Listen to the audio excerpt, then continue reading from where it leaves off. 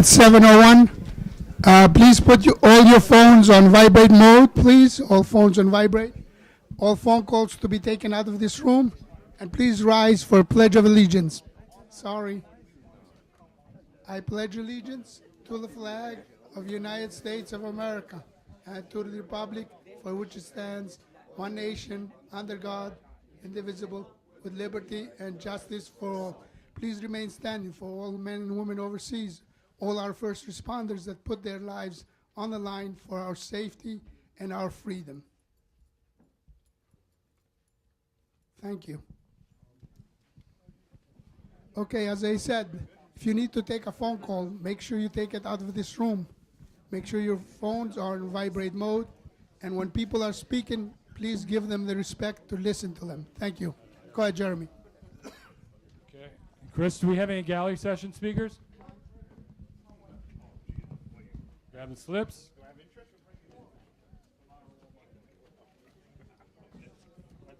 So whoever fill out a slip, you have to fill out a slip to speak. You come to the microphone here, right? Please face the board when you speak.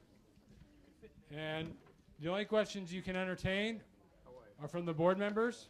2 questions or statements at most.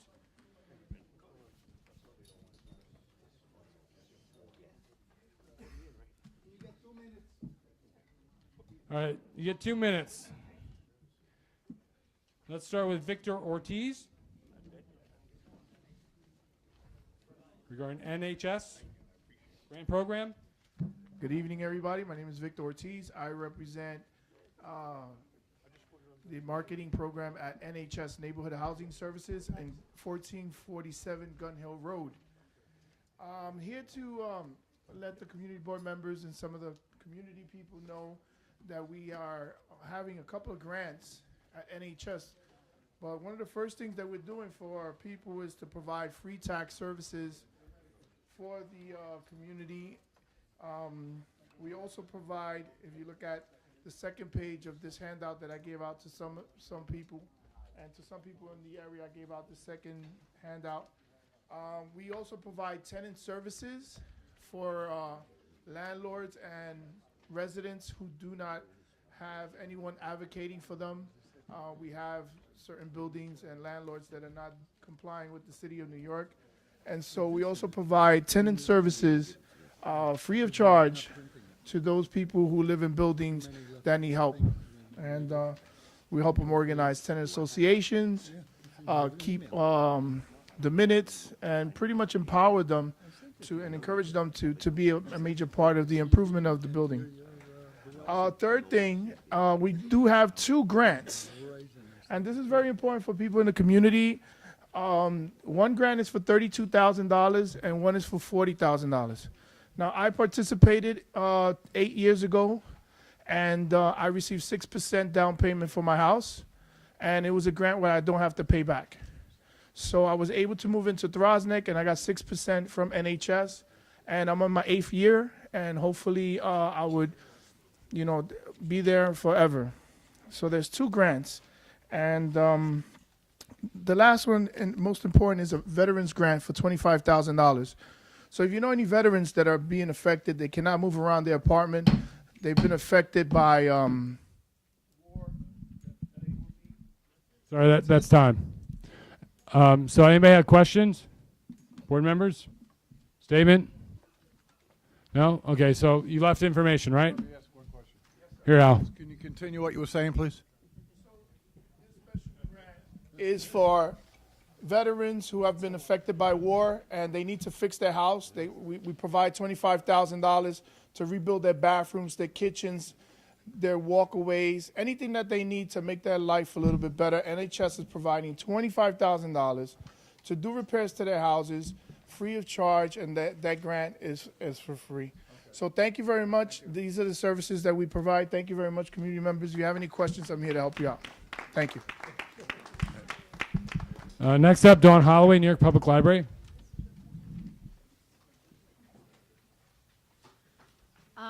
No new news, really. Just want to thank the board and Diane Norris for sharing information about the Yankees funds for one of our volunteers, a young lady who provided community service hours and is receiving funding from Yankees organization. So thanks to the board, and I'm here if anybody has New York Public Library related questions. Okay, thank you, Dawn. All right. Roxanne Delgado, Friends of Pelham Parkway. Hello. Is it possible to have a 30-second warning, please? Yeah, Thank you. That's it. Thank you. Hi, I'm on behalf of Friends of Pelham Parkway. Friends of Pelham Parkway is a park group. We were formed in July of 2017. We have held monthly events since then, have not missed any. Some of our accomplishments have been planting 2 rose gardens, planting over 1,200 daffodil bulbs, which will spring up this coming spring in a sea of yellow. We also have raised money for our outdoor bulletin board to notify our community of recent events and also park rules. I mention all this not because I want validation, but because I want us to be included in any discussion in regards to Pelham Parkway. Just recently in the Parks Committee meeting, there was mention of additional lighting in the parkway. I definitely object to this for several reasons. One, first, the parkway ground closes at 1 a.m. Second, there's no place of business or house located on the parkway, so you don't have to walk through the parkway to reach your destination. There's 2 sidewalks available for pedestrians to utilize. Lastly, is because, as I mentioned, we advocate for the parkway. We contacted CBS when we had that summer hell of homeless people, drug users, and illegal dumping. We don't need additional lighting to encourage people to use the parkway all night. It's not Times Square. I'm not taking any position against lighting in the bus stop, lighting on the streets, but there's no bus stop on the north side of the parkway. And I'm pleading with you because Friends of Parkway will bear the consequence of any decision you make without input that will actually do more harm than good.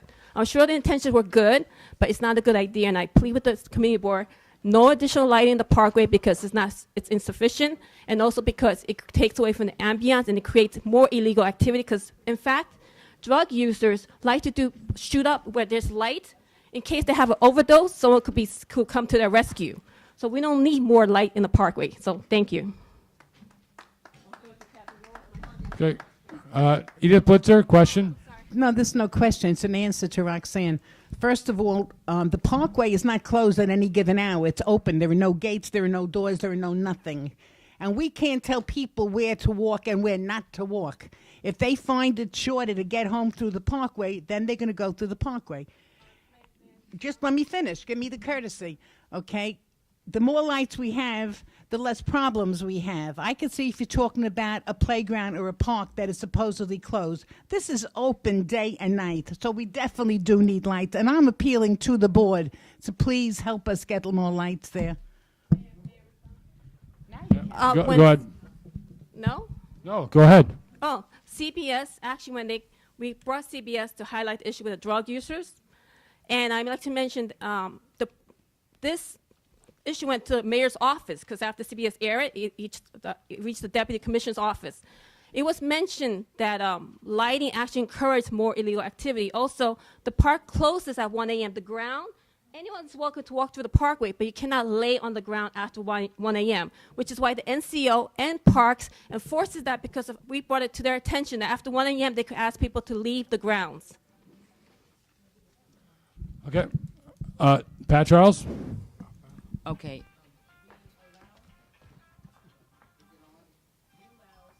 Somebody must have turned it off. Is it green? Is there a green light? Okay, thank you. All right.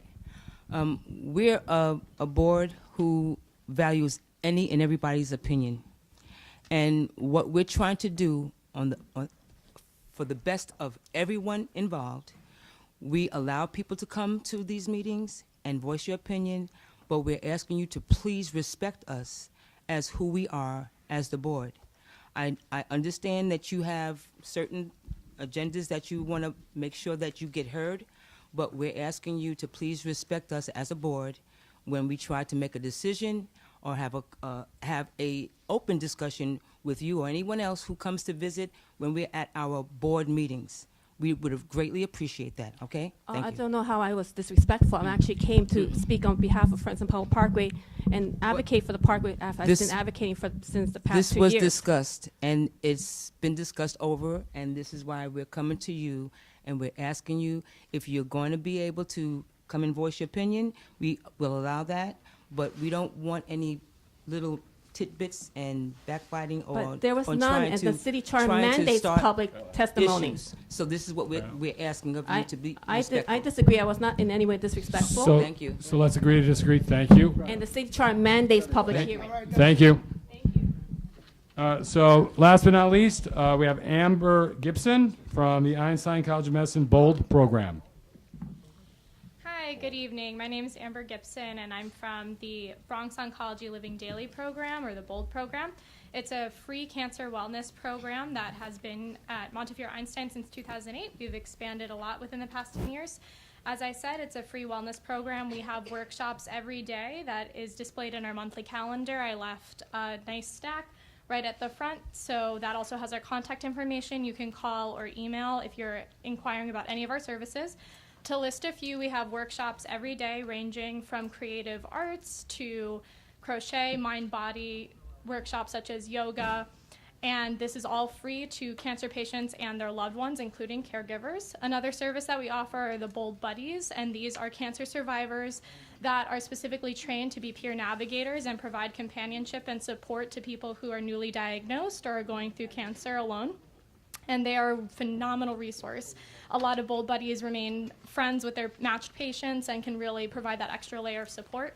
Other services that we offer are BOLD Brothers and Sisters program, which is very similar to our BOLD Buddy program, and this is also free and is for youth aged 12 through 25, and these are mentor-mentee matches that are available to any youth that has a parent or a caregiver that is experiencing or has experienced cancer. We also have free counseling, individual and support groups for, again, cancer patients and their loved ones, including caregivers.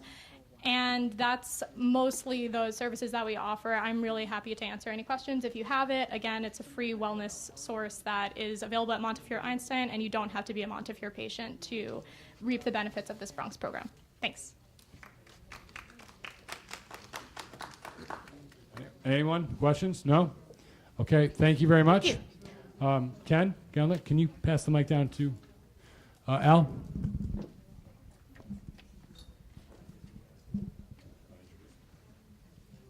The commander of the 49 precinct. Commander, have say a few words, please. All right. Good evening, everyone. Just for those of you who don't know me, I got to the 49 precinct about approximately 2 months ago. Tell you a little bit about myself. Just I have 22 and a half years with the NYPD. I've been a captain for the last 10 years. A couple of assignments I've had. I was in Bronx Detectives for 8 years. Basically, I had oversight on many of the high priority, high profile investigations throughout the Bronx, everything from homicides, abductions, and shootings. The last 2 years prior to coming to the 49, I worked up in Bronx Narcotics, where I oversaw long-term narcotic operations that were taking place in the Bronx. So again, just to, a lot of you may see my name, see the spelling of my last name, but just so everyone knows, the correct pronunciation is Nativ. The W is pronounced like a V. But I guess let me just give you a little report on what's going on with the 49. We'll look back at 2018. 2018, again, was a successful year in terms of crime for the 49 precinct. We had just under a 5% reduction in overall crime. So again, that's, that's always great to hear when we have less victims of crimes. And we hope to do the same this year and continue to bring crime down. If we look at our crime stats for the year to date in January, I can go through the numbers with you, but I know sometimes numbers don't always tell the whole picture. So far this year, we've had no murders. We have had 2 rapes, verse 1. But let me just say, the 2 rapes that we do have, they have not taken place actually this year. One of them took place 10 years ago, and another one took place 5 years ago. So what's happening, what we're seeing a lot now is women and victims are coming forward now after a period of time and reporting things that have happened to them in the past. So that's kind of a little bit of an explanation on that. Just there's no, although we see an increase, it's something that happened in the past, and there's no immediate risk to our community at large. Robberies are down. They're down almost 40% for the year to date. Also felony assaults. Felony assaults are down almost 50%. We're taking a great reduction in that. For those of you who don't know, felony assault is basically, you know, when someone strikes someone with an object, either stabbing them, slashing them, and they cause a physical injury. So we're actually seeing a great reduction in that, which is a good thing for our communities. We do have a slight increase in burglaries. The increase in our burglaries are actually residential burglaries. We're seeing up in our sector Charlie, which is over by Allenton Avenue, Olinville, along that corridor, we are seeing an increase in burglaries there. We have made a couple arrests, and one of the things that we do when we do make an arrest on a burglary, we do go back and we look at some of the previous burglaries going back 56 days, maybe even half a year, to see if there's any similarities, to see if we can link them to that or connect them to that. Also, a big part of what we do in our burglary investigations are forensics. We do collect DNA, and we do comparisons of fingerprints. So I'm hopeful. That's just an anomaly, and it's a slight increase, but we'll be able to turn it around. Grand larcenies, we're even for the year. Just our biggest driver for grand larcenies, for the most part, are unattended property or in vehicles. Often, you know, people are in a rush. They leave things in their car overnight, and we get a lot of car break-ins. People leave their credit cards, you know, their Louis Vuitton bags, things that are very expensive in their car. So, you know, one of the tips, if we can put out and spread to everyone, is basically, you know, don't leave things in your car that are of value, because, you know, someone, unfortunately, who's less fortunate, they see it as an opportunity to get something of value and make life a little easier for themselves. And then just grand larcenies, grand larceny autos, stolen cars, basically, we're down 20% in the 4.9 in grand larcenies auto. One of the things that we do there is we do a lot of tow truck enforcement in the 4.9. A lot of times tow trucks are responsible for picking cars up and stealing them. So we're doing a lot of tow truck enforcement, and that's one of the big reasons why we're seeing a decrease this far. Also, just in the 4.9, some of the things that happened over the last 28 days, I've actually, because I have some strong ties to Bronx Narcotics, I've had detectives come in, and they've done a lot of enforcement in the last 28 days. It's something that we really haven't seen so much in the past with the 4.9, because there's not a ton of violence, and because resources are always limited in the NYPD. The NYPD does dedicate a lot of their resources to the areas that are high crime and a lot of violence. So we are locking up a lot of the individuals who are affecting your quality of life, and it's something that we're going to continue to do going forward. Anyone have any questions? Yes. Pulled away. Question for you. Go ahead. Okay. No, it's on. I got pulled away. Sorry. I'm back. Just don't touch the touch the bar buttons on these, please. Right, now it is. Okay, so can you hear me? A couple of weeks ago, there was a stabbing on White Plains Road. Yes. Right? And 5 kids on one, right? Mm-hmm. And I'm going to be blunt. I was approached, different things. I want to know what happened. Was that a murder? Did the person live, No, so die? let me explain. Both the victim, and there's actually 6 individuals who were involved in that gang assault. None of them are from within the 4.9 precinct. None of them are residents. Basically, there was an individual who was a gang member, and he went to the CUNY Preparatory School to take a placement exam in his GED program. Without getting too much into the investigation, basically, he's in the classroom with one of his rival gang members. They're both from the North Bronx. And prior to him finishing the exam, the individual who he has had problems with in the past left the exam, got on the phone, and called in reinforcements. So basically, they were waiting for him outside when he finished his exam. But it is very sad. He spent some time in Jacoby. He was stabbed twice. But on the good side, we did identify all 6 of those individuals, and 4 of them have been arrested, and currently they're in. So. Did he survive? What's that? Did Did the guy survive? There was six identified, 6 involved, and 4 have been arrested. The other 2 are wanted, and they're currently being hunted by our warrant squad. Thank you. Also, we sat down with CUNY, and we spoke with the security over there and the administration, and we have their numbers, they have ours. This way, if they see anything before it happens, to notify us immediately, so we could get up there and prevent something like this from happening So, again. Commander, did the person die? No, he did not. He did not. Captain, one more thing on that. You made your good use of your resources because they were asking everybody for their cameras, the videos, tapes. So I think that helped a lot. Oh, that was great. So, yeah, no, that was actually the video and the cameras were instrumental in identifying these individuals. Without getting too much into the investigation, believe it or not, the complainant who was stabbed became uncooperative, would not really help us so much.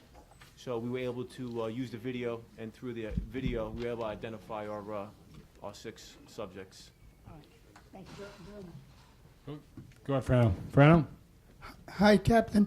Are we going to participate in the Safe Bodega program that has just gotten approved in this area? Oh, excuse me, are we going to? Yeah, is our community participating? Because supposedly they are tied to the police department. If you're participating, there's a special bell, just like a bank, and you're automatically tied to 4-9. Do you know anything about Oh, it? I'll be honest, I'm not entirely familiar with that. I believe it's a pilot program within the NYPD right now, and I don't think the 4-9 is involved with that pilot program just yet. Any hands? I'll write your name down. Andrea Siegel. Any others? Captain, anything going on with that rape on Kruger Avenue? Okay, so again, that was a brutal rape over off Kruger Avenue in Leidig. Cases like that are special victims who I think are probably one of the best in the country.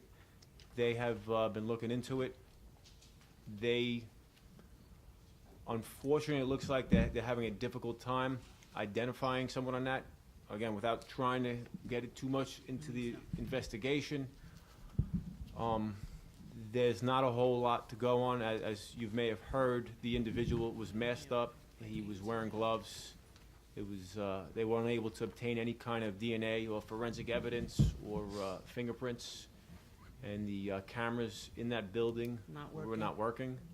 However, they did do an extensive video canvas. You're talking about 2-3 block radius of the location, and they were unable, from what I'm aware, to come up with a person of interest or someone who may have perpetrated that crime. Okay. May I ask another question? Of course. No. Oh, sorry. The stabbing at the CUNY school. Yes. How did these gentlemen get in the building with the knives? No, so they were not. What happened was, we had our victim who was taking a placement exam, and then we had his rival who was taking the same exam. I know. Neither one of them had knives on them. Well, who stabbed them? So what happened is his rival, prior to the exam ending, he left, and he got on the phone, and he called up his boys, his fellow crew members, and they came down. They had the knives. He got stabbed outside the location, not inside. I hate to differ with you. Okay. I was outside CVS. Okay. How come they rolled the person out from inside on a gurney if he was stabbed Well, outside? he was stabbed on the street. What happens is he was stabbed twice, and he stumbled into CUNY Prep, and CUNY Prep is the one that called security. Called 911 for him.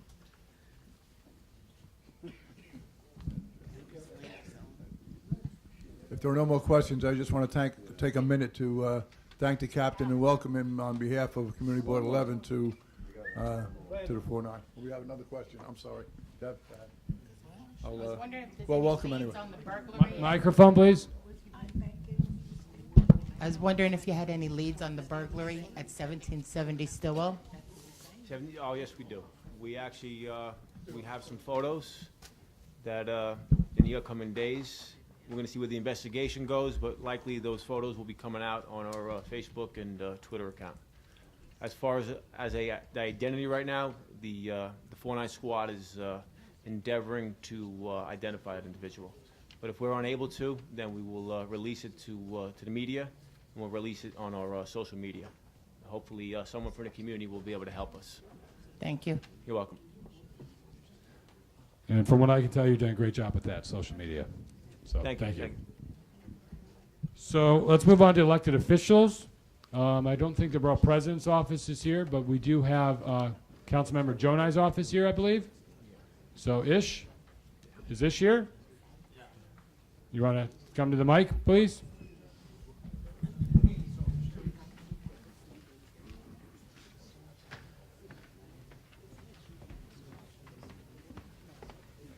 Good evening, Israel Gonzalez from Councilman Mark Jonai's office.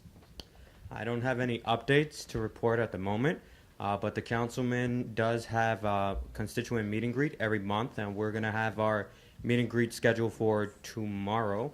If you are interested in that, you can just give me your email address or your phone number.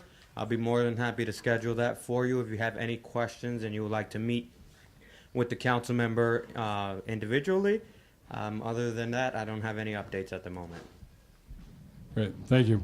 Joe McManus, Councilmember Torres' office.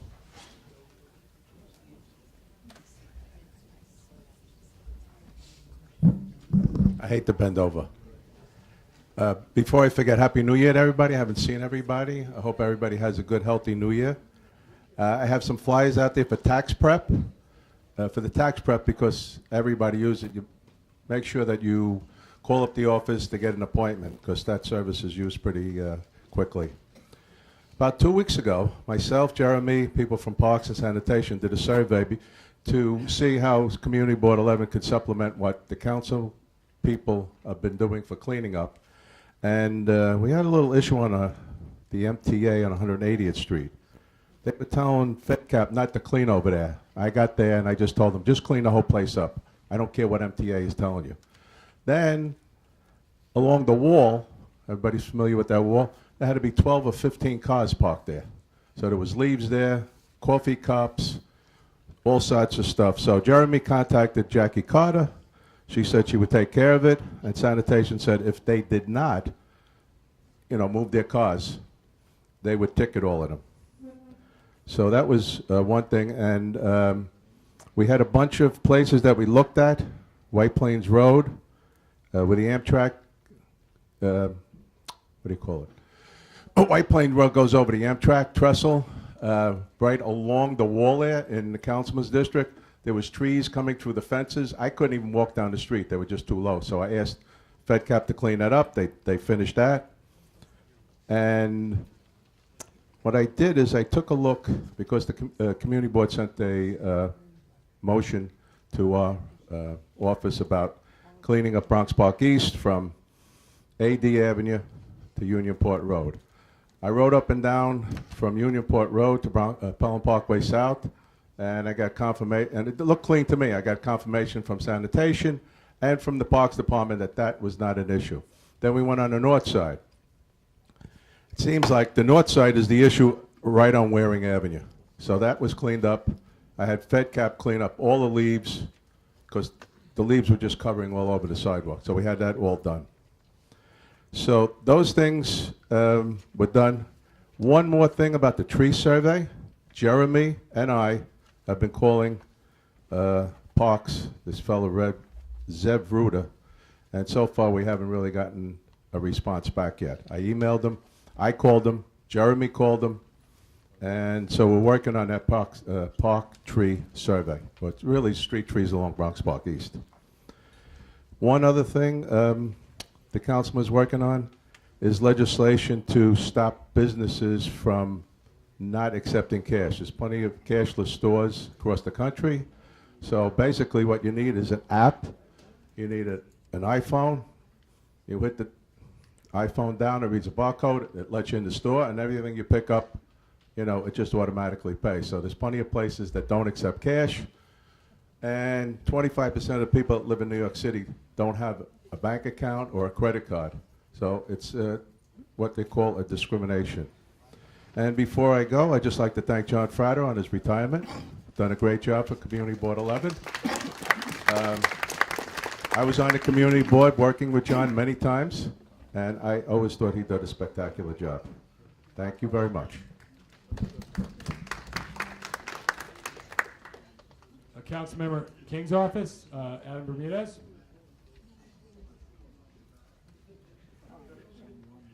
Hello.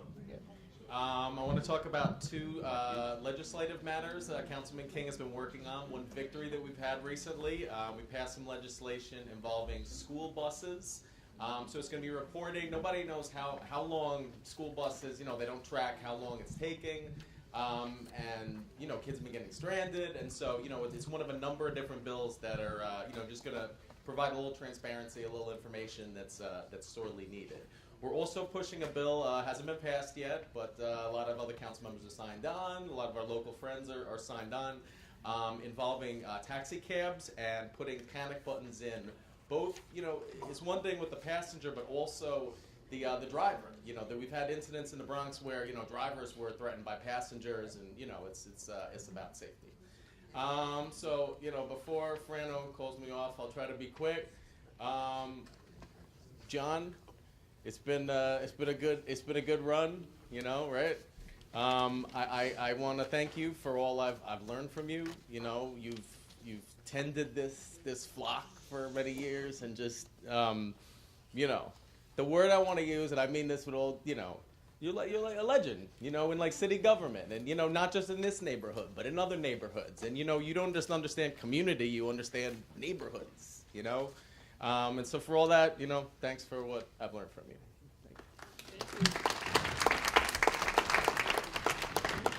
Thank you, Adam.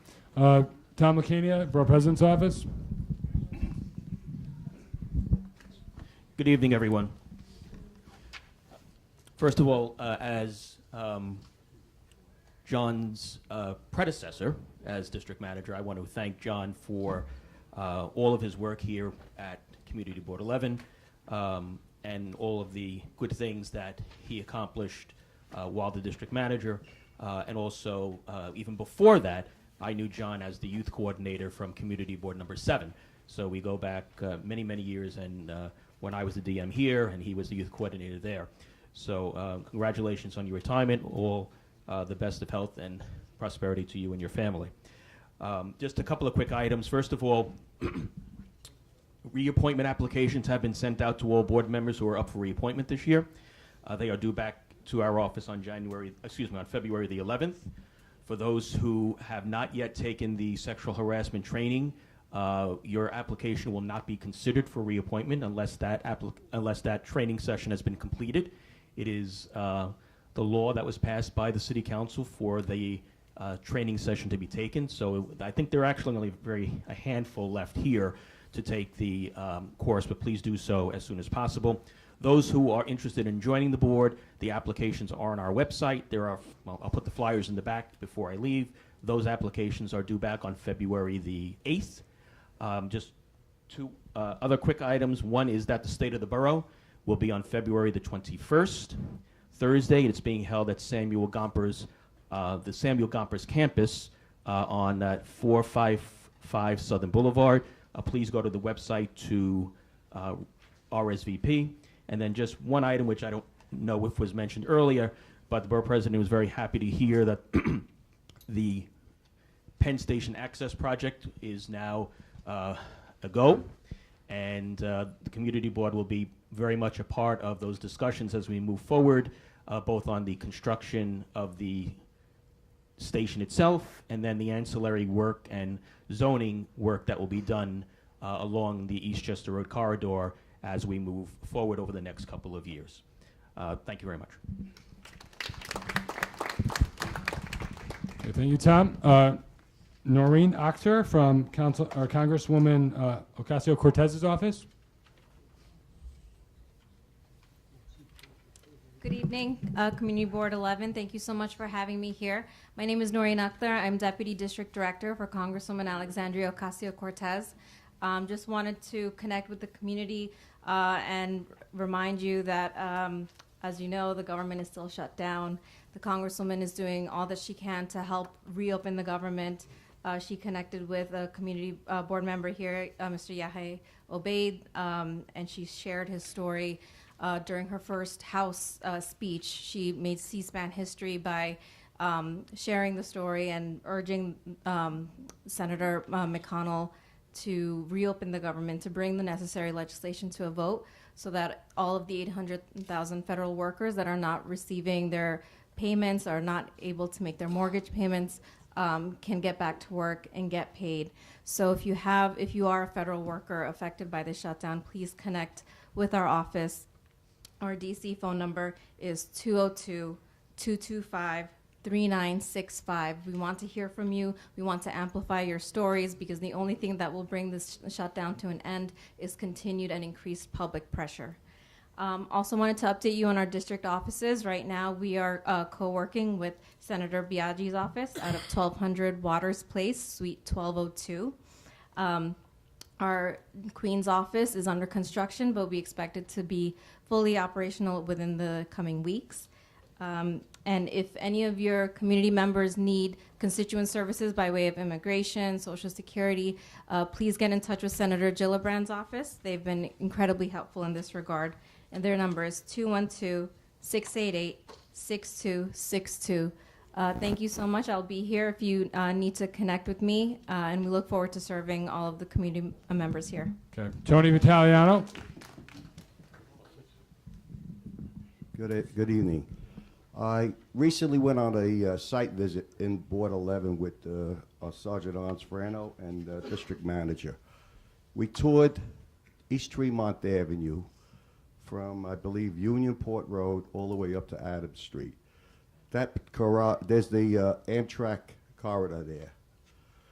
There's graffiti on all the walls, on the bridges.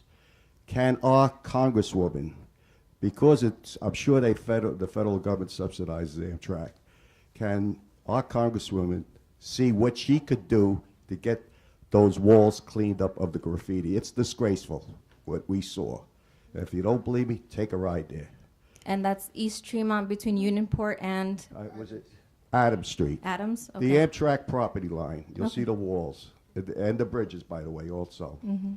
Okay? Sure. Thank you. Happy to take a look. Pat Charles. Oh, which Phone number? number. Senator Gillibrand's or our DC number? The 202 number is 202-225-3965. Yes, and all of these numbers are available on our website, ocasio-cortez.house.gov. Okay. Last question, Edith Blitzer. Microphone, please. Hi. Will the Congresswoman have an office in the Bronx like our past Congressman had, so we have access to her? Absolutely. I actually just scoped out some offices today with Christian from Senator Biaggi's office, and Okay. we are actively on the lookout. If you have any leads, please send them our way. Oh, but there are plenty of empty stores. All right. Thank you very much. Next up, Christian Amato from Senator Biaggi's office. Hi, everybody. I'm Christian Amato. I'm Senator Alessandro Biaggi's Deputy Chief of Staff. There's been a lot of elected representatives here making announcements, so I'll make mine brief. First, our office is now open at 1250 Waters Place, and we are handling constituent services, so you're more than welcome to come by. I'm more than aware that that office is fairly inaccessible. I want to remind you all that there is free parking. The BX24 goes there. There's a shuttle bus from Westchester Square that is free. So if you do want to come by, please, we welcome you. In the meantime, if you don't want to come by, you're more than welcome to call. We have plenty of caseworkers handling cases already. Our phone number is 718-822-2049. I'll repeat it. 718-822-2049. I really quickly want to share that we're eager to register as many voters as possible across the district. So we have voter registration forms in English and in Spanish in our office available at all times. Additionally, I'd like to share some of the legislative wins from the week. Alessandro Biaggi did work to help pass the Reproductive Health Act, the Comprehensive Contraception Coverage Act, the BOSS Bill, the Jose Peralta New York Dream Act, APPR, and the permanent tax cap. And that's just this week. Last week, she pushed through some truly incredible legislative reforms for voting. And if you would like to talk, you're more than welcome to come talk to me after, and I'll make myself readily available. Thank you. Senator Rivera's office, Miguel Rondon.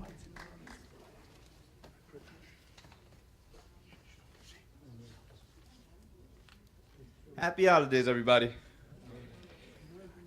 So really quickly, I want to start off with the legislative announcements. And thank you, Chris, for stealing a little bit of the thunder. But a couple of great things were passed for the very first time in the state Senate.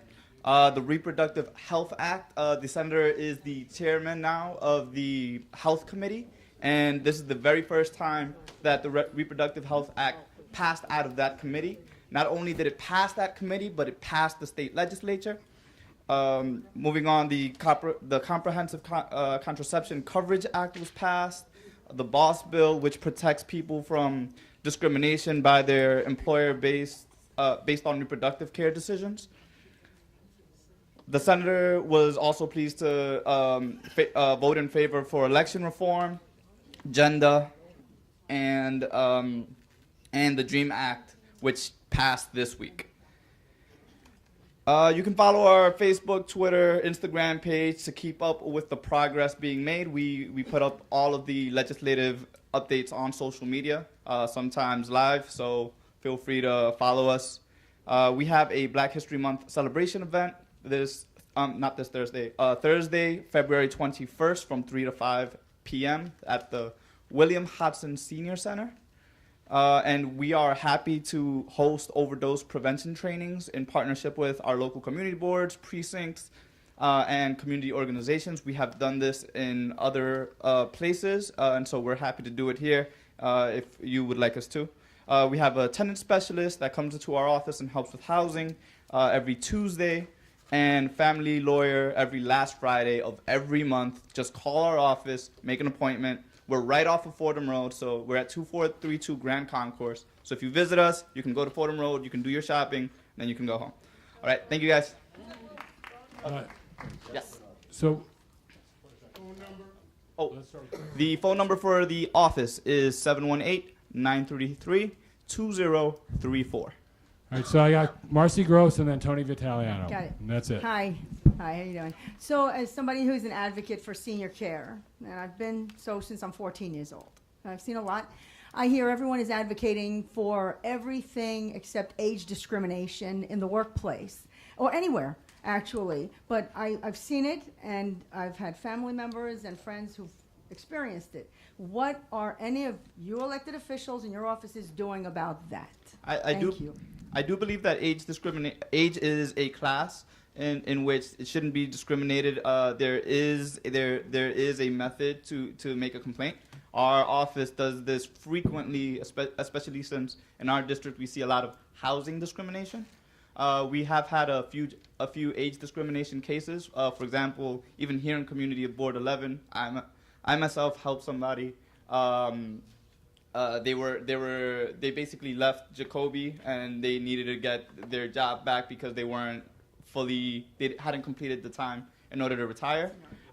We spoke with Jacoby. We said that the person was an individual that was committed to Jacoby, has worked there for years on end. Eventually we got that person their job back. She was very happy. And any cases that come to our office as individual cases, we do take them seriously. We also work with the Department of Human Rights at the city level in order to make sure that we thoroughly investigate these cases. If there's any piece of legislation that you are thinking of, please feel free to share that with our office. We have introduced bills in the past that come from constituents and the community. Okay, hold on. That request I made of the Congresswoman about the East Tremont Avenue Amtrak, it's in Senator Rivera's area. I would request that maybe everybody go after the Amtrak. They like to take the money, but they don't like to give the money out and clean it. It's a disgrace what I saw. Thank you. Okay, Tom, thank you so much for thank the borough president for me. I love the Amtrak idea personally. I'm speaking for myself here. I've taken point of privilege, and I'm happy to walk with a member of the Congresswoman's office in order to look at the Amtrak issue. Thank you. Senator Bailey's office, Renell. Senator Jamal Bailey's office.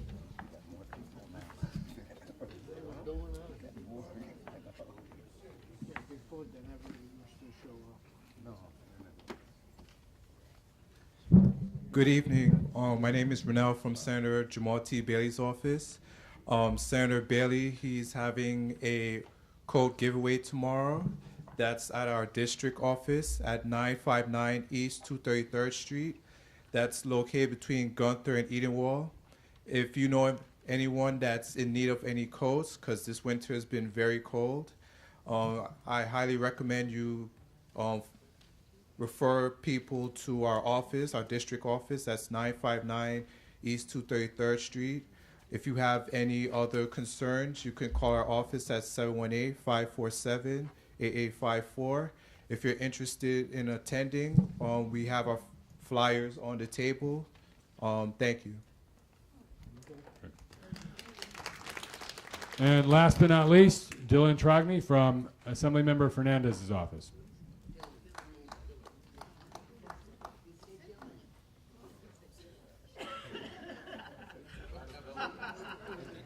What happened?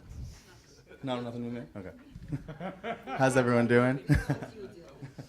How's everyone doing? I'm Dylan Tragny. I'm from Assemblywoman Natalia Fernandez's office. I just have a couple of updates. I am not going to go through the list of legislation that the Assemblywoman had helped pass over the past 2 weeks in session. I will say that she has been very supportive. I will also say that with the election law that is just passed, I'd like to just give everyone an update. There is no longer going to be a September primary. The primaries, the primaries will now be in June. It will be a consolidated primary, which everyone is very happy about, and it's going to make things a lot easier, and it's going to make things a lot better for this system. That being said, we are going to be holding town halls, legislative town halls, throughout the legislative session. The first one is going to be in February. We're still working on a date and location. There will be one after the budget in March, and then one at the end of session to give a wrap-up of session. As well as following up with the Congresswoman and Senator Biaggi's office. We are also moving our district office. Starting March 1st, we'll be at 2018 Williamsbridge Road, so it's not far. We're moving right around the corner. It's a lot easier to access, and it's right along the strip over there, and it's very readily available. So March 1st, we'll be moving there. If anyone needs to contact us, you can reach us at 718-409-0109. I would also like to commend the Borough President's Office, who put a lot of pressure on Amtrak, as well as the Governor's Office, who put a lot of pressure on Amtrak to get the Penn Station project pushed through. The Assemblywoman wrote several letters and op-eds urging this project to go through, and it will make a more inclusive transportation Bronx for all people. All right? Thanks, everyone. Okay. And the mayor's office couldn't attend, but they did want me to remind you of the city resource fair that's coming up on Tuesday the 29th. I did email out to the board. It's down by 170th Street. If you have any questions, speak to me after the meeting. Chairman's report, Albert D'Angelo. Good evening, everyone. The first motion is to approve the minutes of October. There was an oversight in having those minutes decimated on the for October, so I need a motion to approve the minutes of October. Second. Any discussion? Specify the year. 2017. I'm sorry. Yeah, 2017. All in favor? Aye. Opposed? Motion carries. Second motion is to approve the minutes of December 20. We're up into 2018 now. November and December of 2018, full board meeting as distributed. Do I get a second? Discussion? All in favor? Aye. Opposed? Thank you. The next order of business is I want to take this opportunity to publicly thank John Frater for his years of dedicated service to the community. As most of you know, John lives at the ass end, or the tail end of Manhattan, and there were incidents where things happened here at 12 o'clock at night, and you show up and John was there. So anything that had to go, that went on in this community, John, as district manager, was there. He was always willing to come to meetings. He made himself available to the community at large, and for that, we thank John an awful lot. John is going to hopefully ride off into the sunset and spend some time with his grandson, John? Yes. Yeah, in Florida, and again, we wish him all the best, and we thank him for his years of dedicated service. It wasn't just a job for John; it was a love. He loved doing what he did, and he made a lot of good friends along the way, and I consider myself one of them. John, would you say a few words, please?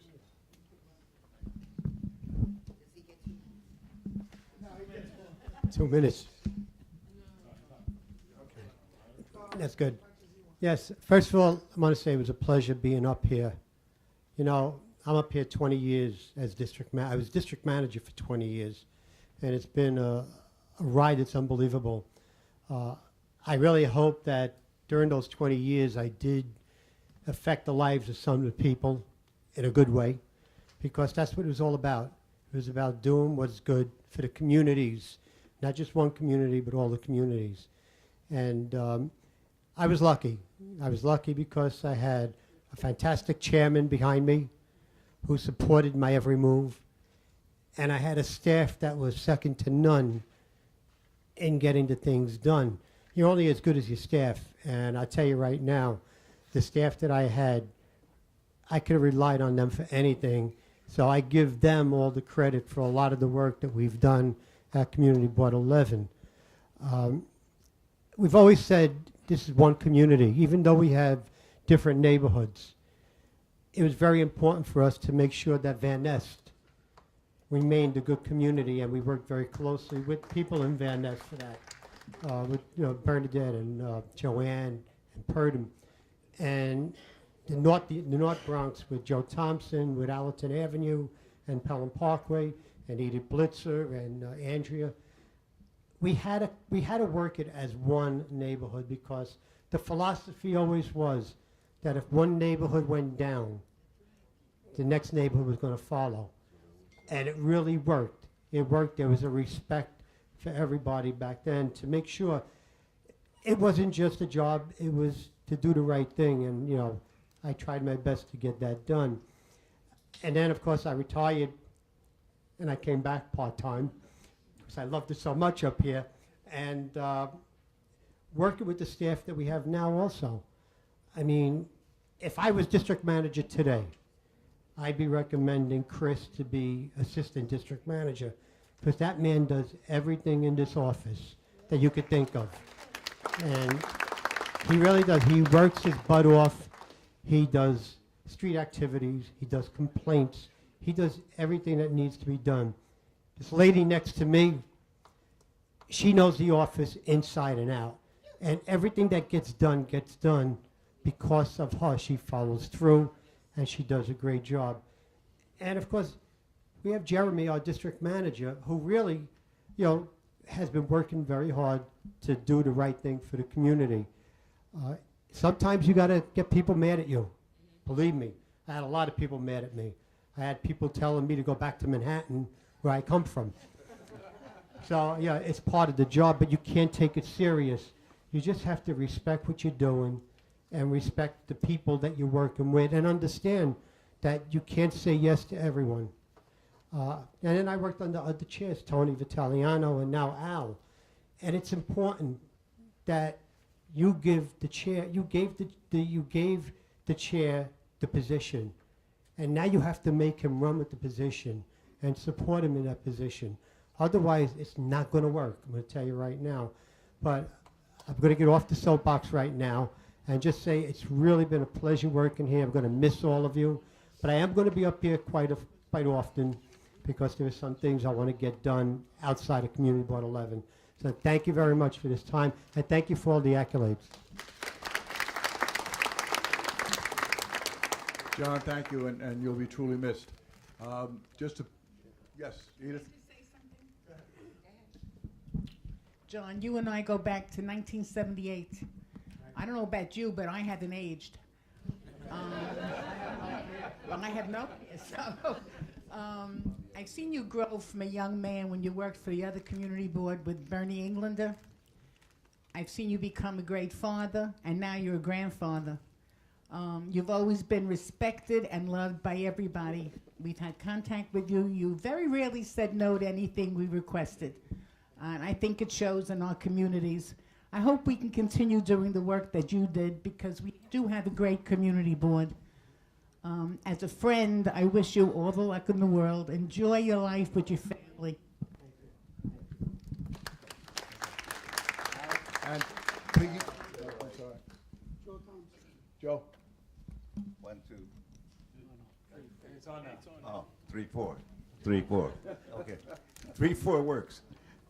Well, I just want to add what I think about John, because I worked very closely with John when I chaired the Economic Development Committee for many, many years.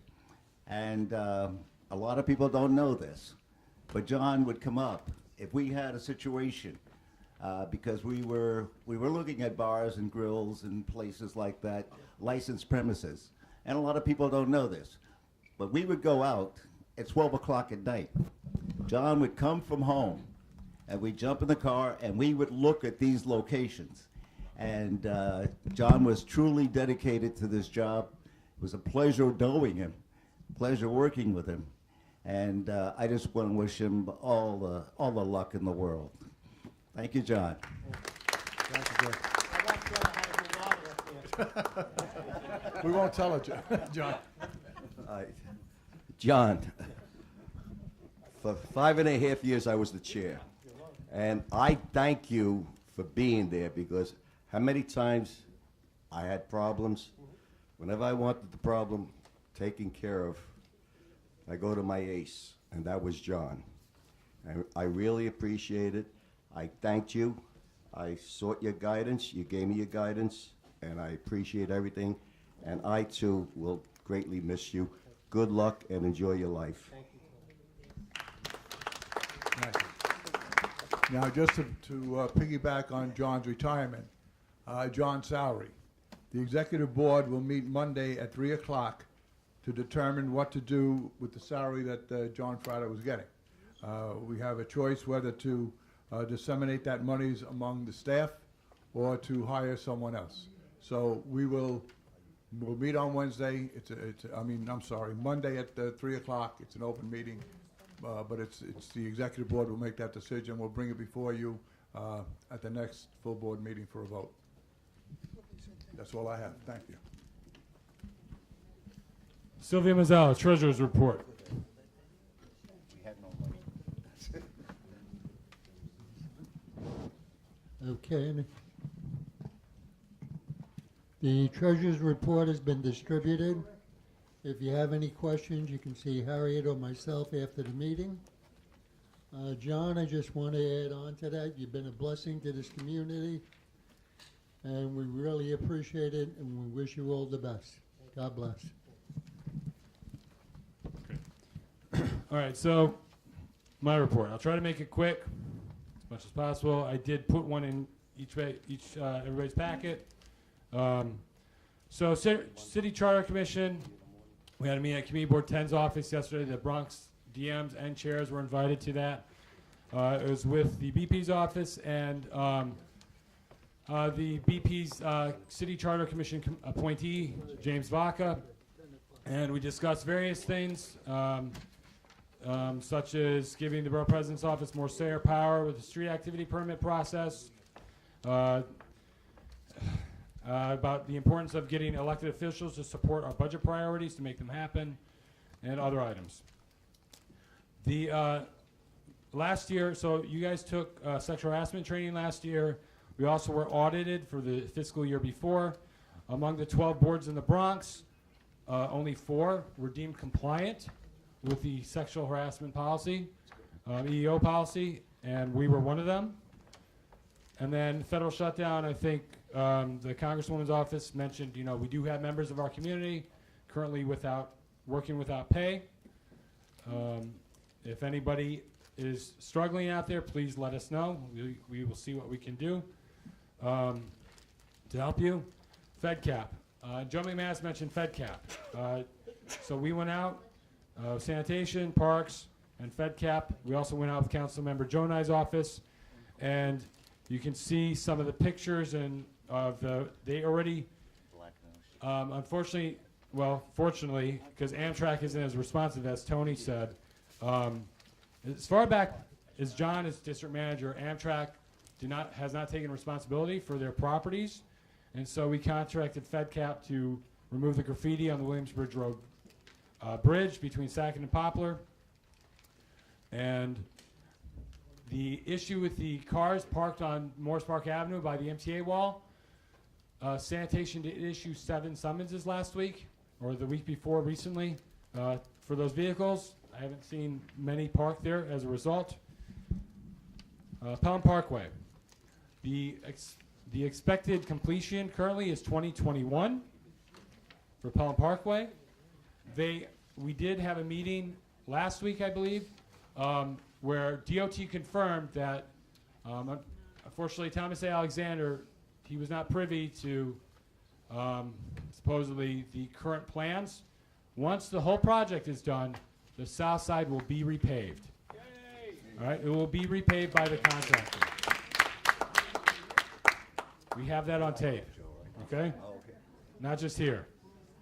FOIL requests. We got FOIL requests recently from a member of the public. And for those of you who are aware of that request, you asked that your signature, they asked for the sign-in sheet that Chris has, and some people didn't want their signatures being given out.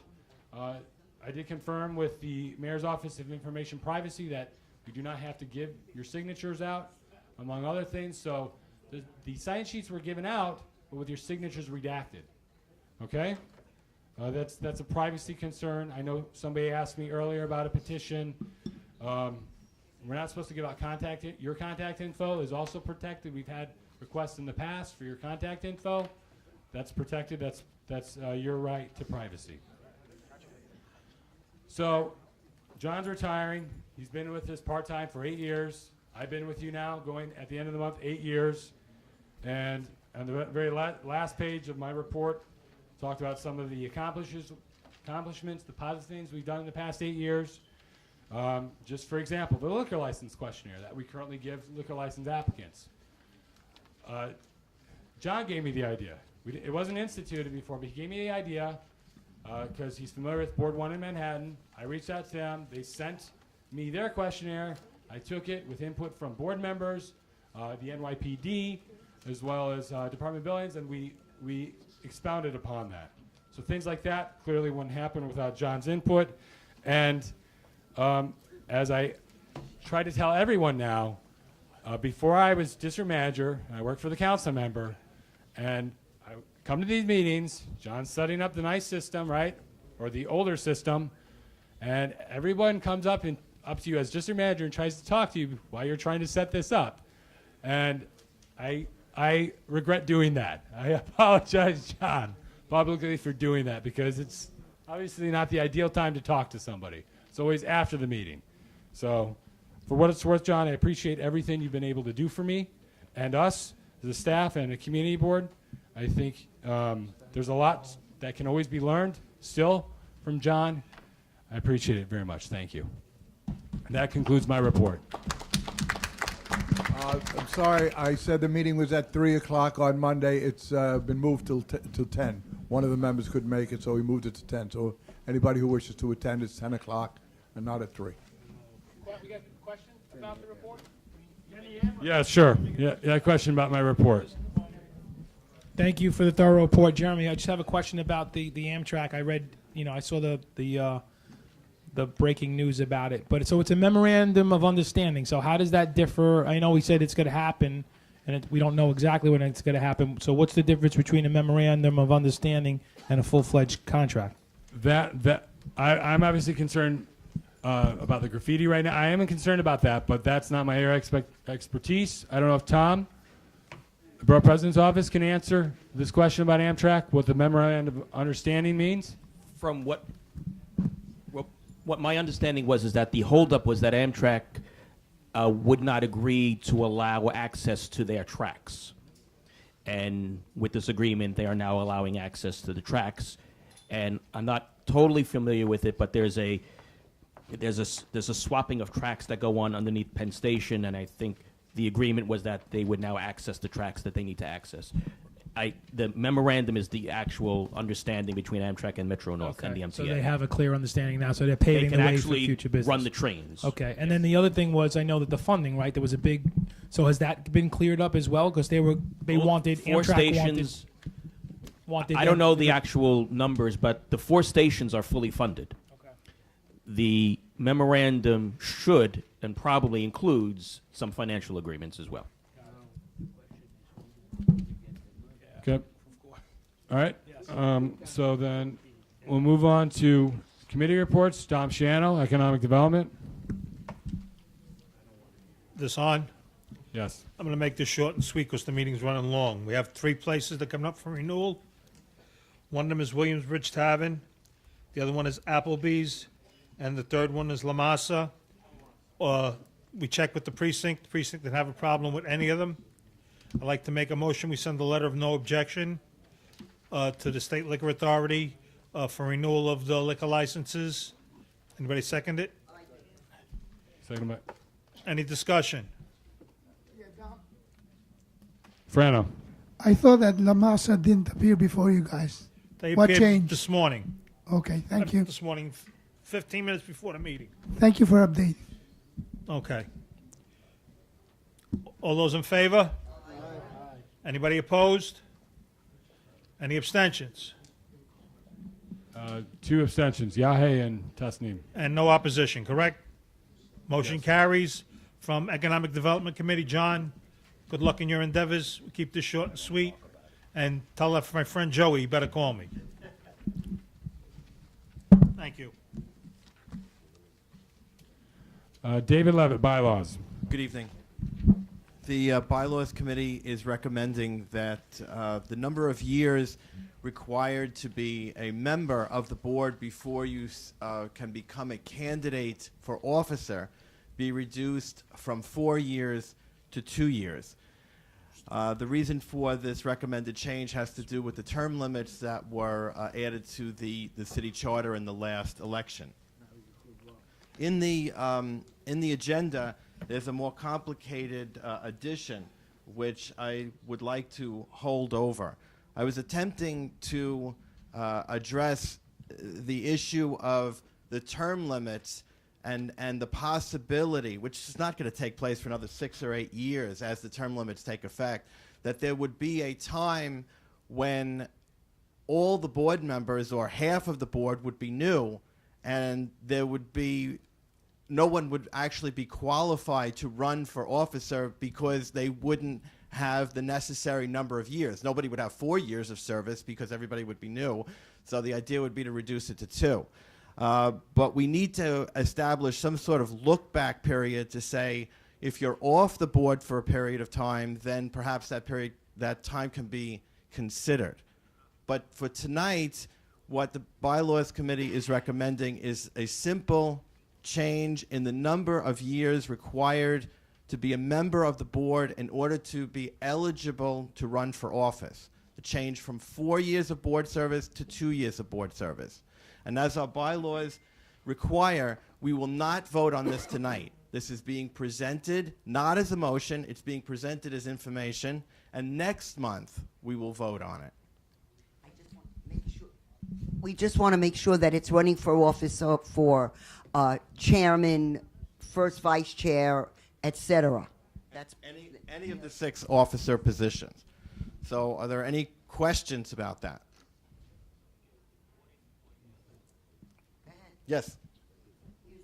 Oral? Mike?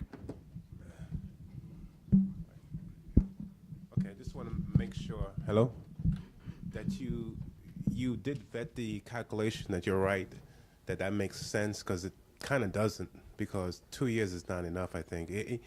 I've been on other committees. 2 years is just not enough to get acquainted or acclimated to what goes on. So we would have kept it at 4 because it had been 4 for a number of years. Right. But the problem is with the term limits is, and I don't know exactly how the Borough President's Office is going to implement this, but at some point in time, half of the board is going to be ineligible to reapply, because half of the board comes up for reappointment every year. So there's going to be a point in time in the next 6 or 8 years that half of the board we won't be able to reapply. So we're going to have half of the board that's new.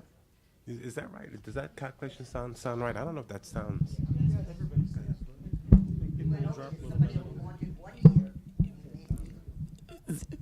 The legislation indicates that for those who are up for a reappointment this year, as an example, this is your first term. This would be your first of your 4 terms. So anyone who's been on the board before, none of your previous time calculates towards the term limits. So those who are reappointed this year, this will be your first 2-year term, the first of your 4 2-year terms. After that, you will be off the board for 2 years. You then can choose to reapply. Now, the borough president is opposed to term limits in general, and he expressed that here. But just in terms of 8 years, I don't think, personally now, that 8 years from now, 25 people are going to go off the board at one time. I think people will leave in those 8 years. People will come on next year. They will have 8 years new. So I don't think you're going to have that mass exodus. You're going to have a handful, definitely. I think what you're looking to do is appropriate, because you do want to be sure that you do have a group of people who are eligible to run, even though you still will have that second group, which is the group that's up next year, and then their 2-year terms will start next year. So technically speaking, they'll get 9 years because they'll have next year plus 8 more. So you will have that second group of people who were up in 2020 who will have an extra year and will still be, again, not all will stay, but still will be on the board. But I understand the rationale, I understand why, and you sent me an email that cleared it up a little bit for me. But I do understand why he's going in that direction. 4 years is 2 terms. I mean, it makes sense that you get that much experience, but in terms of the term limit issue, I can understand where they would be concerned about some ability to fill leadership roles. Yeah. Dom Channel has a question. It stands to reason that 9 years from now, considering the people who are going to be out 8 years from now and the people who are out 9 years from now, 75% of this board will not be here. Okay, because I've been here approximately 6 or 7 years, and not too many faces have changed. Maybe 8, 9, 10 in all of the time that I've been here. So if things stay the way they are, and a lot of these people that are here now are all affiliated, with neighborhood associations and stuff like that, and those are the people that you really want here. Okay, people who have, a hands-on, experience with the actual neighborhoods that they're in. But 9 years from now, 75% of the people that are here will not be here, according to what you're saying, especially if there's going to be a 2-year layoff, not a 1-year layoff. Okay, now I didn't see anything that it said that you have to be off for 2 years in order to reapply. 1 term. Okay. So that's going to be a big problem. I mean, 9 years from now is a long time away, but it's not as long as you think. So David and then Yahe. I just wanted to address the issues that came up. One of the reasons to consider this now and not when we encounter this problem 6 or 8 or 9 years from now is so that there isn't a feeling that the officers are trying to protect themselves. We want to make this a democratic process where we're addressing this early enough so that everybody is involved and understands what we're trying to do. If we kept it at 4 years, which has been the rule for a very long time on our board, would literally, you could have a situation where only a handful of people could run for officer, and then people would look at it and say, well, you're just protecting yourselves. And I don't want to be seen that way. I want to be seen as the opposite, that we're opening it up. And part of the discussion was to reduce the board membership to 1 year, but that was too little. So we compromised and agreed on 2 years. But we have to figure out how to implement the whole thing. So we want to do it in parts, and to keep it simple is to just start by changing with the understanding that this is not going to really come into effect for a number of years. So, microphone, yeah, hey. And And then Joe I Menta. think Joe wanted to speak. So I think I do agree with the 2-year thing, because if you have half the people that have more than 2 years, right? But that half, do they really want to be nominated or take?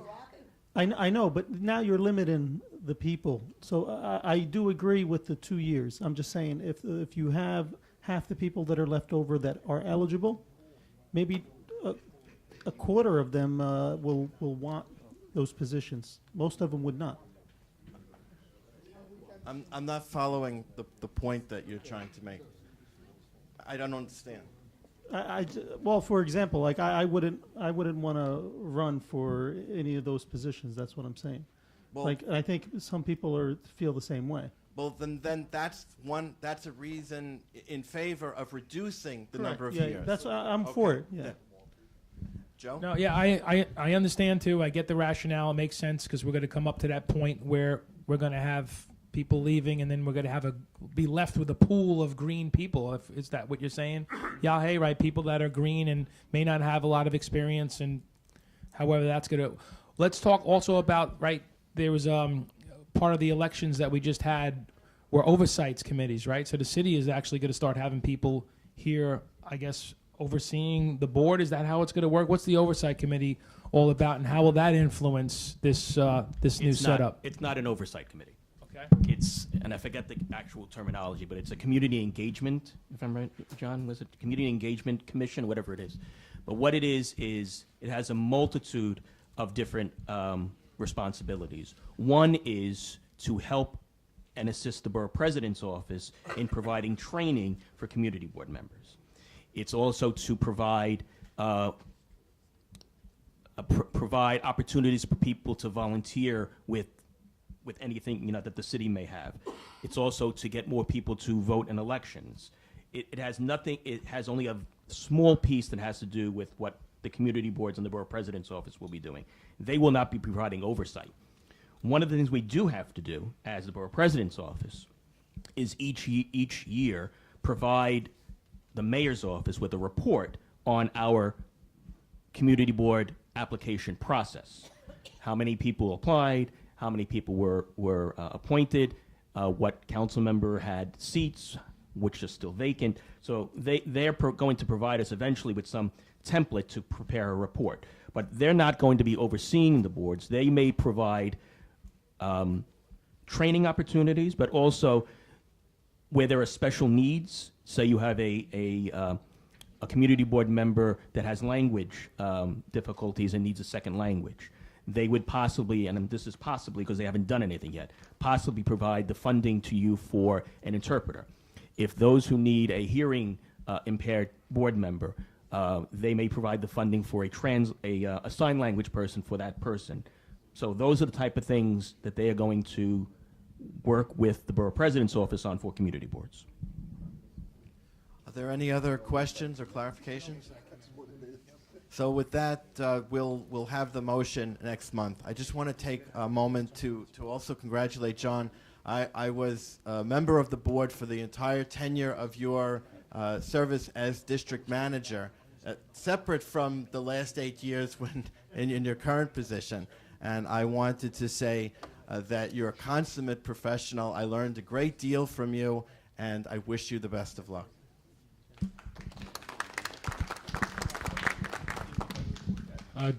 Mike to Diane Norris, please. Education Committee. Good evening. We met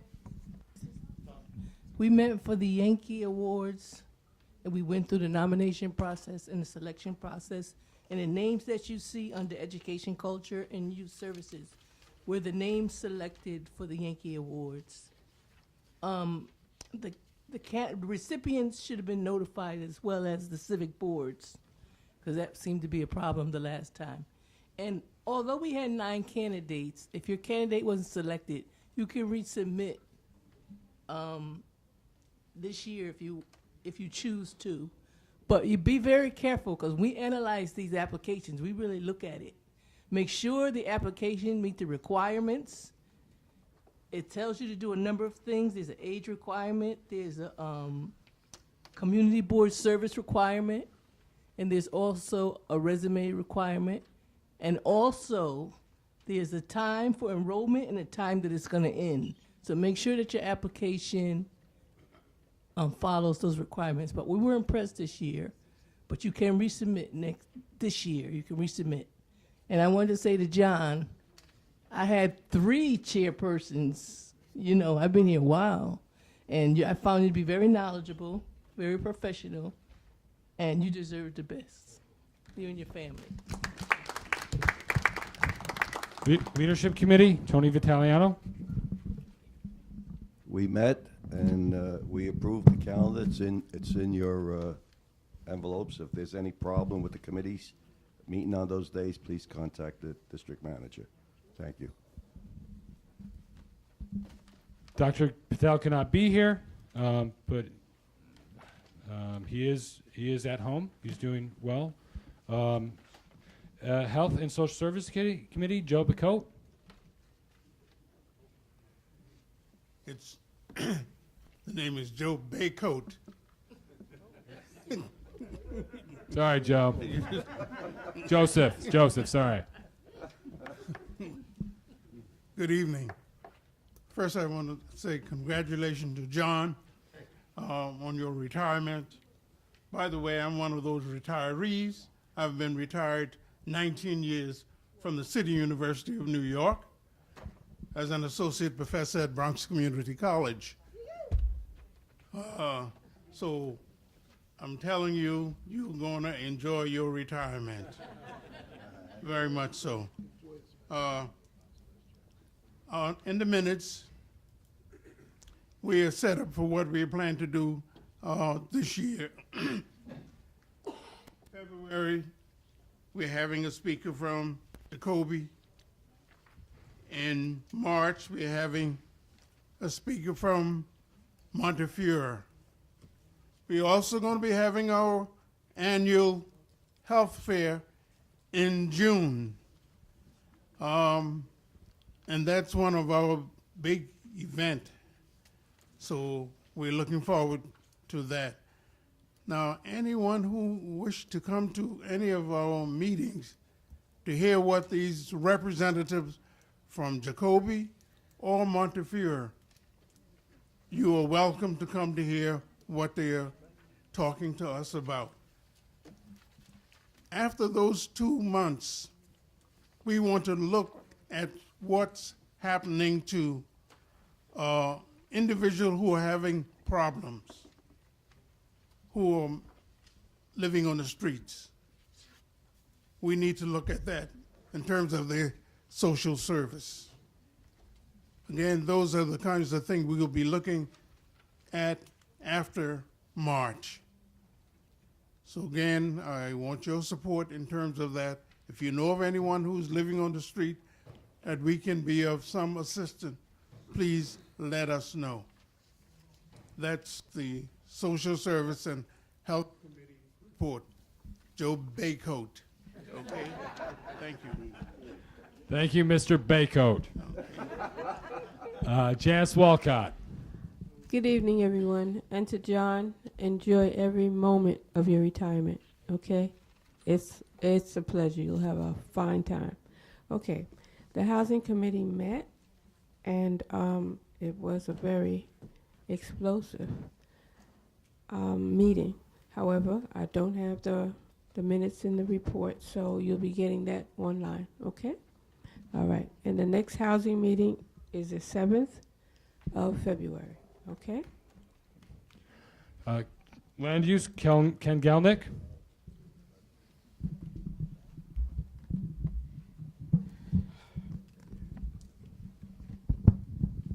John, first of all, I just want to echo what everybody said. I can't. Everybody said everything that I can say, and all I can do is repeat it. And thank you. We don't have, there's no report from the Land Use Committee meeting. Thank you. Thank you. Okay. John, I just want to say ditto to you. And I hate saying goodbye to people I admire and respect. And I do admire and respect you. And I just want to wish you and your family the best. Joseph Menta, Parks. Yes, thank you. So I'm happy to report that the Parks Committee met on January 2nd. Yes, it was the day after New Year's. So thank you, everybody, for meeting and coming out. I know the weather was kind of crummy. And we had a very productive meeting. So I'd like to thank my co-chair, Ms. Charles, and my committee members, Edith Blitzer, Kelly Murphy, and Andrea Siegel. It was very productive. So I'm going to go through a few things. Our minutes are there. They will be posted, but I want to bring a few bullet points up of what we've talked about. I'd like to also invite the elected officials, whomever the representatives are here, to our next meeting, which is going to be on February 6th at 7 p.m. at the Community Board office. In our meeting, we had our agenda. We talked about some things: Pelham Parkway reconstruction, overall condition of the parks, setting some goals. And we have a very aggressive group, I can tell you. One of the things that came out, and Jeremy, I know Edith had made mention to you, was about us getting some assistance for Bronx Park East. We talked about refurnishing some benches, getting some cobblestones, park signs for cyclists, things like that. I know that you're aware of that, and we're happy that you're helping us with that. I want to thank Kelly Murphy because we were talking about doing a survey of the parks. So what the committee wants to do is we're actually going to take the parks that are in our area and we're going to start surveying them, similar to what Mr. McManus and Richie Torres is doing. We're going to start policing and looking at these parks ourselves, making our own. We're going to have a survey sheet and we're going to basically a checklist. So we'll have nice, good data for our electeds and our friends to help us keep the parks nice and clean. Is the representative from Andy King's office still here? Yes. Oh, there you go. I believe he is the Parks Committee member. Is that right? For the council? Yeah. Okay. So we'd like to see if perhaps he could attend our February 6th meeting. So, Mr. Bermudez, if you could please let him know. Mr. McManus, Richie Torres, thank you very much for all your efforts for cleaning up. We appreciate that. The FedCap program, I read about it in Jeremy's report. Can we get any assistance for cleaning up Stillwell Avenue from Pelham Parkway south towards Eastchester Road? That was something that I walk there often, and it's pretty horrendous. So, yeah. So if that's something that we could take a look at, great. Last but not least, Mr. Fratta. I've been the vice president at Alton Avenue since I bought my house over on Herring Avenue. I bought it in 2001, but 2003 or so about 16 years, and we've gotten to make our acquaintance from them, so we've been friends for a long time. I want to thank you for everything you've done, particularly with the whole brigade, starting back in 2010 with saving the trees and all the fun stuff that we had on the Pelham Parkway reconstruction project. You were instrumental in that, and we appreciate you for that. That's something I want to specifically mention for you because that was something that we worked on hand in hand and with the board. So I wish you all the best of health. God bless you. God bless your retirement, your family, and your future. I did save the best for last, and am I going to see you at the San Gennaro Festival? All right, so I'll see you again. I see him every year, and it's a lot of fun. Miss Charles, you have something to say? I'm gonna miss you.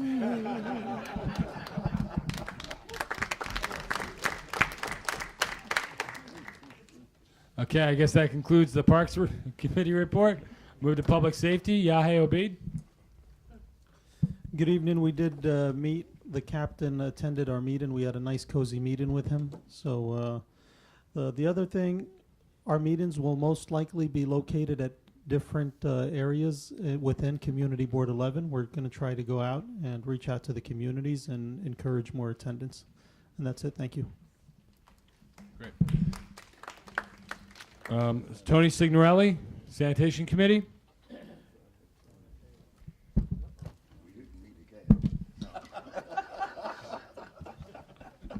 He beat me to the punch. Anyway, we had a partial committee. Joanne and I, we sat down to discuss what we were expecting last week, a big snowstorm. So we were preparing for that. how we were gonna manage if we had that big snowstorm. But thank God it went over us. That's number one. Number two, I got a text regarding an issue of Garfield and Van Nest. There is an abandoned building now at nighttime, like 5 o'clock, 6, 7, it depends. We have Papa Raccoon, Mama Raccoon, and baby raccoons walking on the sidewalk. So they, somebody wrote to me indicating if we could do something. So, as a result of somebody with a WASP issue, at one of the leadership committee meetings, the request was I find an exterminator we could contract. And I did find that. So, it's up to the board ultimately. Yeah, they can trap and remove. I mean, I could reach out to the exterminator or whatever the actual name of the person is. Save the raccoons, save the raccoons. Yeah. As far as I know, they probably have to capture them and relocate them. You wanna look into that, because I'm sure I'm gonna get another text. You know. Yeah, we'll talk. Okay. Okay, we talk. John, I have known John about 15 years through one of, I would say, in my area, good chairman, Dom Castori. And it's been a pleasure. I have learned a lot from Dom and from you, but I know we're going to be seeing each other frequently. John and I, we are on the Columbus Coalition Heritage. We are fighting, for those who don't know, for the Columbus statue. In fact, we just had, yesterday there was an issue, Notre Dame College. They are covering pictures of Columbus, murals. So now we're going to take that issue on end. I think they are mistaken. They're not teaching in school the right things about what he did. So it's time that for us to move, and we are moving. We won the first battle to keep the statue of Columbus Circle. So that was big, but there is issue all over the country. Boston, Rhode Island. I know John and I will probably going next month in March in New Orleans to fight an issue down there. So, John, we're going to be seeing each other. All right? Good luck.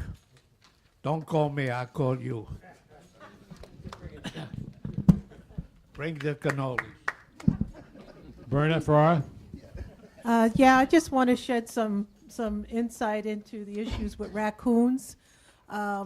Most of the places where you see people feed, they're registered colonies.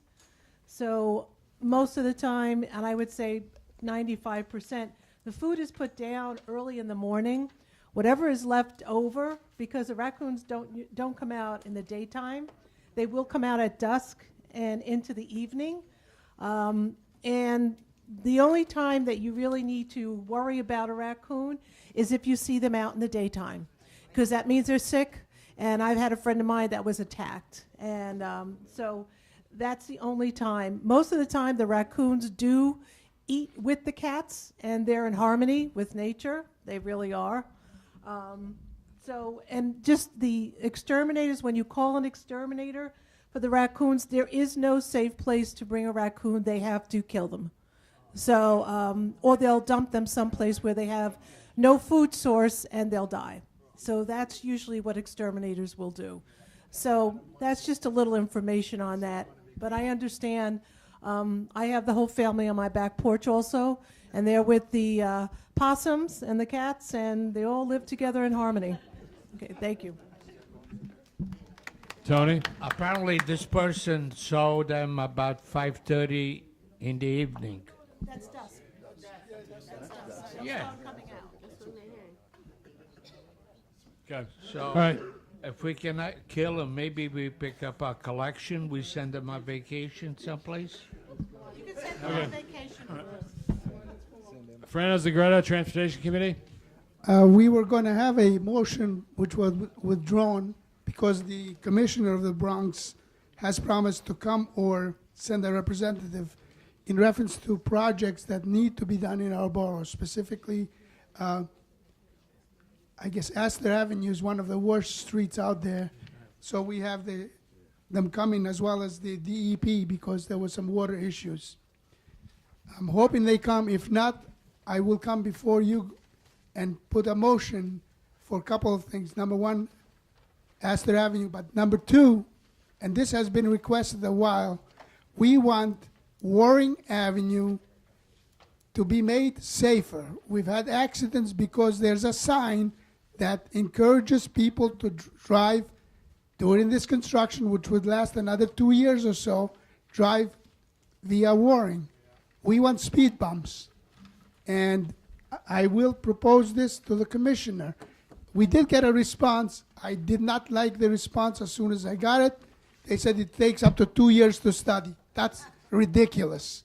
So I intend to push the issue, and if that doesn't work, I intend to speak to Yahe and have the public safety involved as well.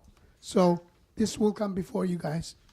John, I'm not going to repeat what everybody says. So I'm going to say bona fortuna and teuroim pensionimin.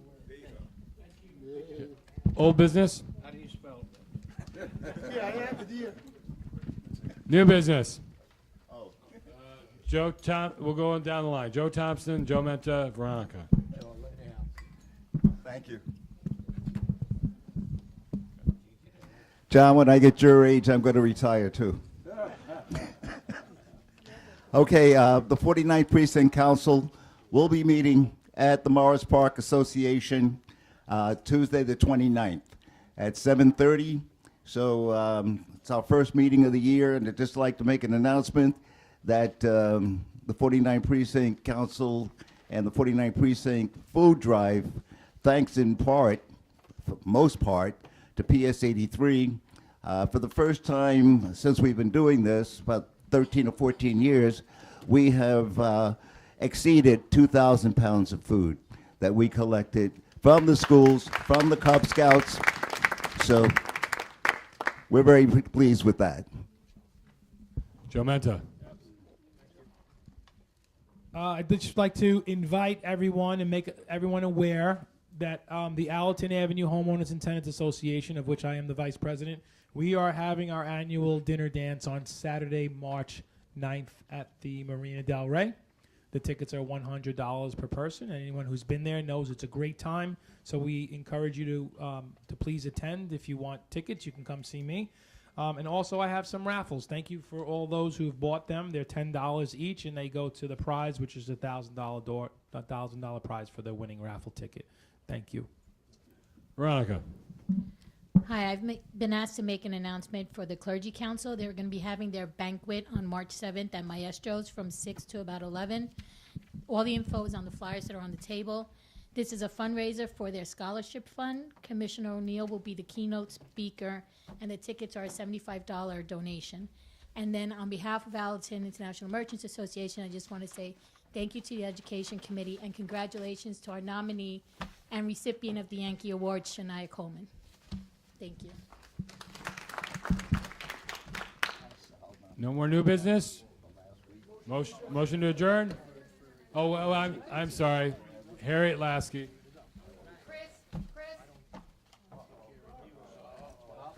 On behalf of Chris and myself, John, I've worked with you a long time. Joanne, thank you. Okay? Every gray hair he has, he can contribute to me. I want to say it was a pleasure working with you, and I will miss you very much. Motion to adjourn? All right. Meeting end 8:40 p.m.